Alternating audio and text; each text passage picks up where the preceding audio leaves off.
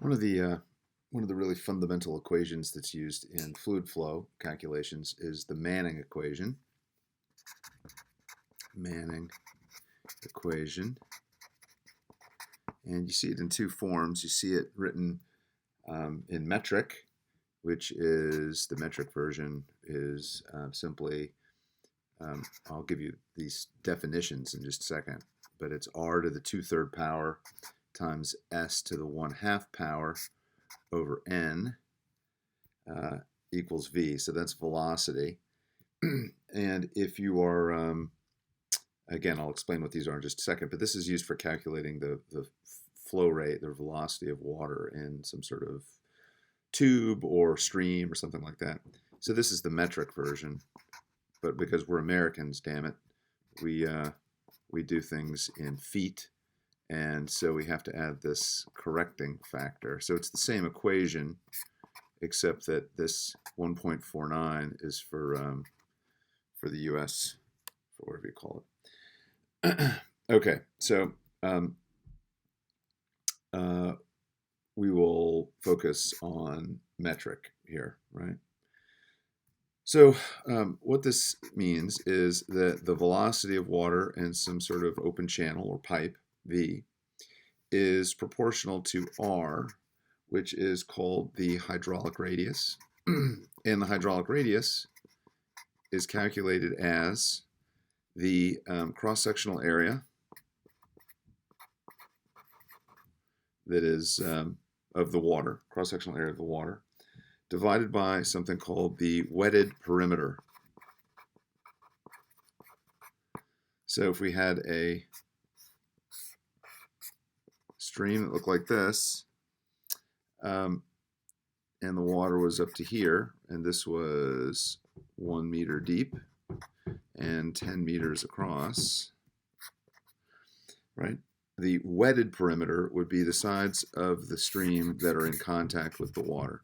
So the wetted perimeter in this case would be 1 plus 10 plus 1 for a total of 12 meters. The cross-sectional area would be 1 times 10 for a cross-sectional area of 10 square meters. So you divide the area by the wetted perimeter to get the hydraulic radius. The S is the slope or the gradient of the stream. And N is something called a Manning roughness coefficient.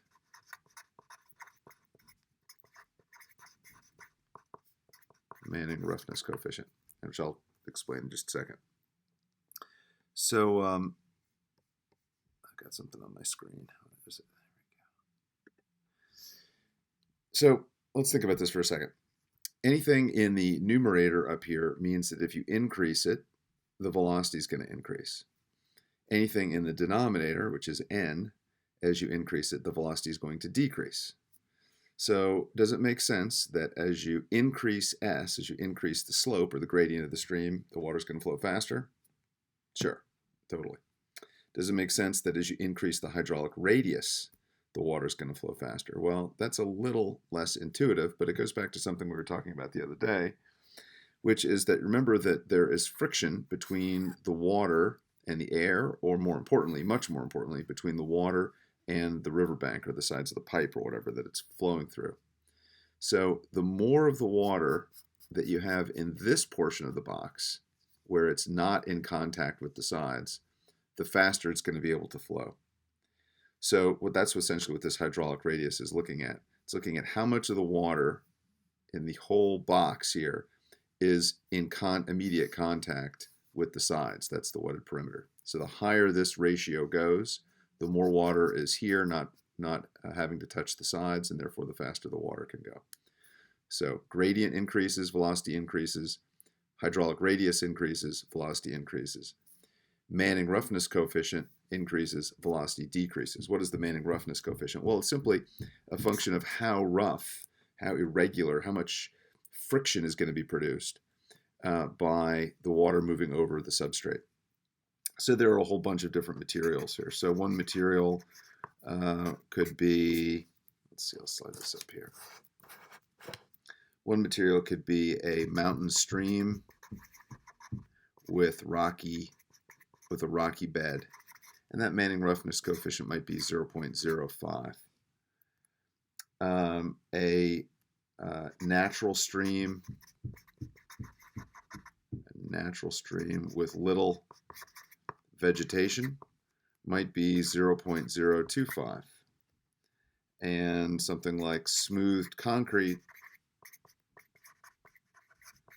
0.012. So there's a whole variety of these things, and you can look them up. But obviously, the smoother the material, the lower this number, the lower the n. And as n goes down, velocity goes up. If you wanted to calculate volumetric flow, Q, right? How much water is flowing down a particular river? You can hear the pounding there. They're still working on my roof. Well, remember that Q is cross-sectional area times V. So back to this example up here, we could calculate the velocity for the water flowing through this stream using Manning. And then all we'd have to do is multiply it again by the cross-sectional area, which would be 1 meter times 10 meters. That would be A.